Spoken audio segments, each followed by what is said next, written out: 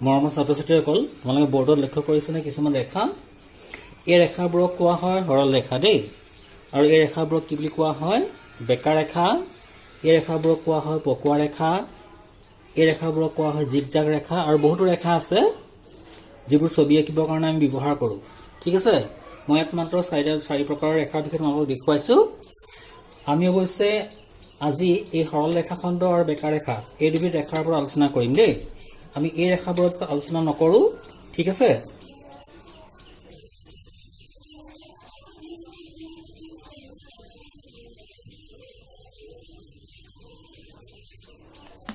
এই যে সৰল ৰেখাখণ্ডবোৰ দেখিছা এইবোৰ ৰেখা কেনেকুৱা ধৰণৰ পোন ৰেখা হয় নহয় আৰু এইবোৰ হৈছে বেকা ৰেখা ঠিক আছে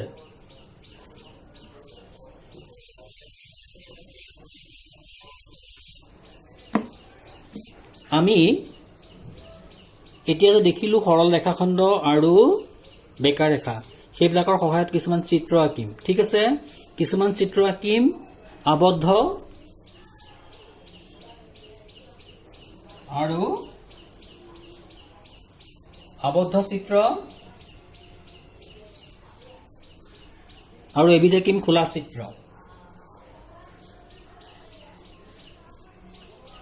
খোলা চিত্ৰ ঠিক আছে এই আবদ্ধ চিত্ৰ মানে কি বাৰু যিবিলাক চিত্ৰ চাৰিওফালে আবদ্ধ হৈ থাকে মানে কোনোফালে খোলা নাথাকে সেইবোৰক কোৱা হয় আবদ্ধ চিত্ৰ ঠিক আছে আৰু খোলা চিত্ৰ হৈছে যিবোৰ চিত্ৰৰ এটা ফাল খোলা থাকে মানে মই দেখুৱাই দিছো আবদ্ধ চিত্ৰ কেনেকুৱা হ'ব পাৰে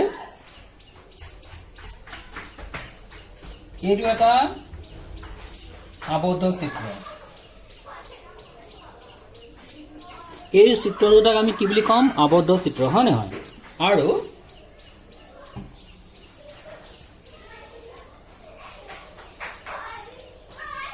এই চিত্ৰ দুটাক আমি কি বুলি কম খোলা চিত্ৰ ঠিক আছে এই দুটা হৈছে আবদ্ধ চিত্ৰ আৰু এই দুটা হৈছে কি খোলা চিত্ৰ ঠিক আছে বাৰু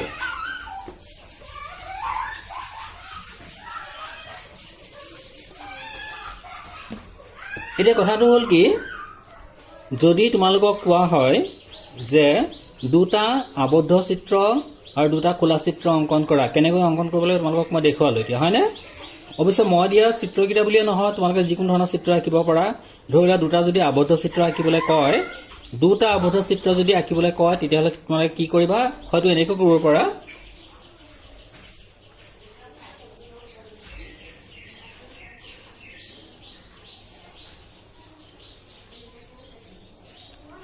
এই দুটাক আমি কি বুলি কম আবদ্ধ চিত্ৰ মানে কোনোফালে খোলা নাই হয় নহয় গতিকে এইটাৰ নাম হ'ব আবদ্ধ চিত্ৰ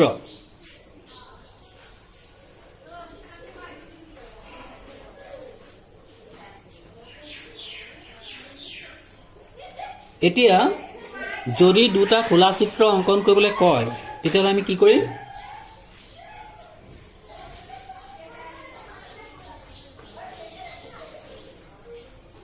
এইকেইটা হৈছে খোলা চিত্ৰ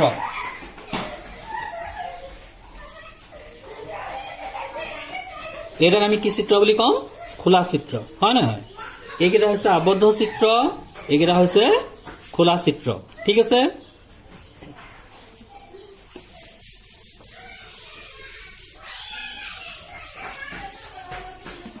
এতিয়া কথাটো হ'ল কি যদি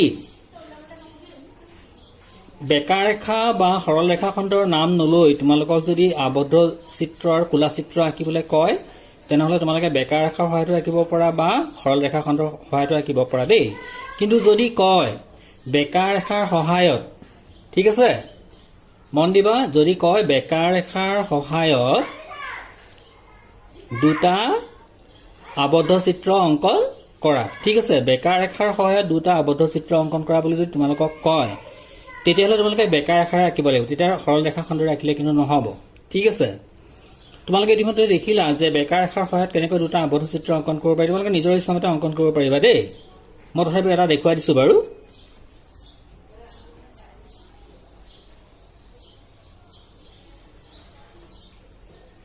এইটো বেকা ৰেখাৰ সহায়ত এটা আবদ্ধ চিত্ৰ ঠিক আছে এতিয়া এই বেকা ৰেখাৰ সহায়ত এই আবদ্ধ যে চিত্ৰটো তোমালোকে দেখিছা এইটো খোলা চিত্ৰ হৈ যাব পাৰে যদিহে মই ইয়াৰ দুডাল ৰেখা মই মোহাৰি দিওঁ এনেকৈ। এতিয়া চোৱা বেকা ৰেখাৰ সহায়ত এইটো এটা কি চিত্ৰ হৈ গ'ল? খোলা চিত্ৰ। ঠিক আছে। আচ্ছা, যদি তোমালোকক কয় সৰল ৰেখাখণ্ডৰ সহায়ত এটা আবদ্ধ চিত্ৰ অংকন কৰা তেতিয়া তোমালোকে কি কৰিবা? এনেকৈ অংকন কৰিব পাৰা। তোমালোকে চিনি পাইছে চাগে এইটো ত্ৰিভুজ হয়। এইটো এটা আবদ্ধ চিত্ৰ, সৰল ৰেখাখণ্ডৰ দ্বাৰা অংকিত এটা আবদ্ধ চিত্ৰ। সৰল ৰেখাখণ্ডৰ দ্বাৰা অংকিত এটা আবদ্ধ চিত্ৰ। ঠিক আছে। এতিয়া এই যে আবদ্ধ চিত্ৰটো তোমালোকে দেখিছা এইটো খোলা চিত্ৰ হ'ব পাৰে। সৰল ৰেখাখণ্ডৰ দ্বাৰা এটা খোলা চিত্ৰ হ'ব পাৰে। কেনেকৈ জানানে? ইয়াৰ যিকোনো এটা ৰেখা যদি আমি মোহাৰি দিওঁ,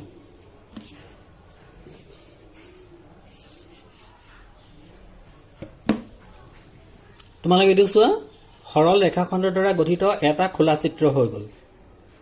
এইটো হ'ল বেকা ৰেখাৰ দ্বাৰা এটা খোলা চিত্ৰ আৰু এইটো হ'ল সৰল ৰেখাখণ্ডৰ দ্বাৰা এটা খোলা চিত্ৰ। ঠিক আছে। পুনৰ যদি মই এনেকৈ কৰি দিওঁ,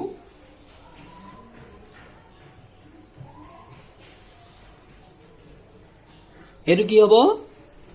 বেকা ৰেখাৰ দ্বাৰা গঠিত এটা আবদ্ধ চিত্ৰ।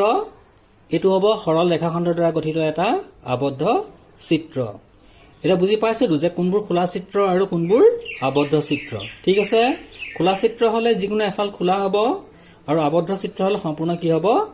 আৱৰণ থাকিব। ঠিক আছে। তোমালোকক যদি পৃথকে পৃথকে অংকন কৰিবলৈ কোৱা হয় যে কেৱল বেকা ৰেখাৰ দ্বাৰা এটা আবদ্ধ চিত্ৰ অংকন কৰা বা কেৱল বেকা ৰেখাৰ দ্বাৰা এটা খোলা চিত্ৰ অংকন কৰা বা কেৱল সৰল ৰেখাখণ্ডৰ দ্বাৰা এটা বন্ধ চিত্ৰ অংকন কৰা বা এটা কেৱল সৰল ৰেখাখণ্ডৰ দ্বাৰা এটা আবদ্ধ চিত্ৰ অংকন কৰা, তোমালোকে নিশ্চয় গম পাইছা কেনেকৈ অংকন কৰিব পাৰিব। নিজৰ ইচ্ছামতে আঁকিবা দেই। আচ্ছা, কিন্তু যদি এনেকৈ কোৱা হয় যে সৰল ৰেখাখণ্ড আৰু বেকা ৰেখা এই দুইটাৰে সংমিশ্ৰণত, সৰল ৰেখাখণ্ড আৰু বেকা ৰেখা এই দুইটাৰে সংমিশ্ৰণত এটা চিত্ৰ অংকন কৰা, তেতিয়া কি কৰিবা? মই বৰ্ডত কৰি দিছো, তোমালোকে ভালকে চোৱা।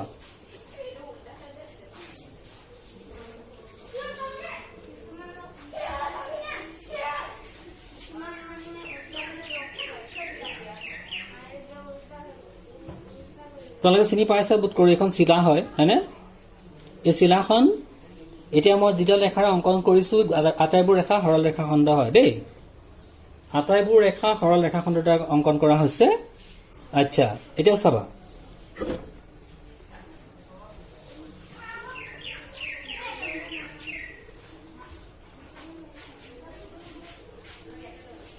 তোমালোকে এতিয়া মন কৰা, এই যে ৰেখাডাল তোমালোকে দেখিছানে? এইডাল ঘূৰ খাই আছে।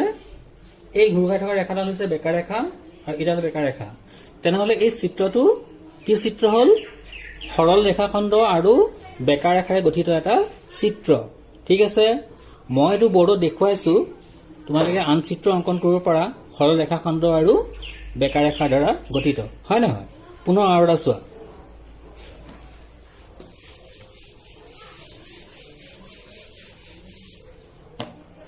মন কৰি থাকিব বৰ্ডত।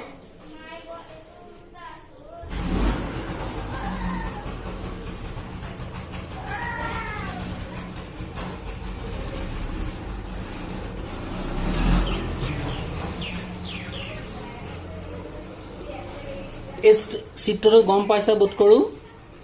এইবোৰ হৈছে সৰল ৰেখাখণ্ড আৰু এইডাল কি? বেকা ৰেখা, হয় নহয়? বেকা ৰেখা তলা হয়, হয় নহয়? ঠিক এনেকুৱাকে তোমালোকে কি কৰিব পাৰা? বেকা ৰেখা আৰু সৰল ৰেখাখণ্ডৰ সহায়ত চিত্ৰ অংকন কৰিব পাৰা। গতিকে তোমালোকে ভালকে মন কৰিবা যে চিত্ৰবোৰ যে অংকন কৰিবলৈ দিছে তোমালোকক কেৱল বেকা ৰেখাৰে খোলা চিত্ৰ আঁকিবলৈ দিছে নে আবদ্ধ চিত্ৰ আঁকিবলৈ দিছে? ঠিক আছে। পুনৰ মই বৰ্ডত দেখুৱাই দিছো, ভালকে মন কৰা।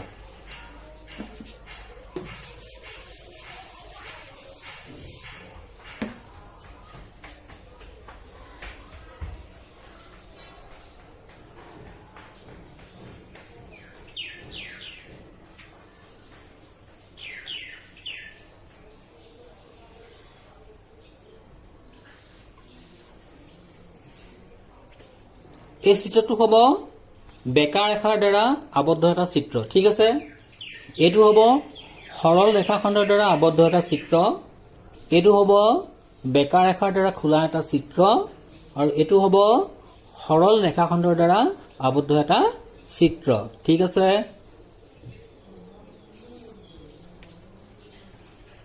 তোমালোকে ইতিমধ্যে বুজি পাইছা চাগে নহয় জানো এটা কাম কৰিবা যদি এই ভিডিঅ'টো তোমালোকৰ ভাল লাগে তেনেহলে লাইক কৰিবা আৰু কমেন্ট কৰি জনাবা দেই তোমালোকে কেনে পাইছা আৰু কেনে ধৰণৰ ভিডিঅ' তোমালোকে বিচাৰা ঠিক আছে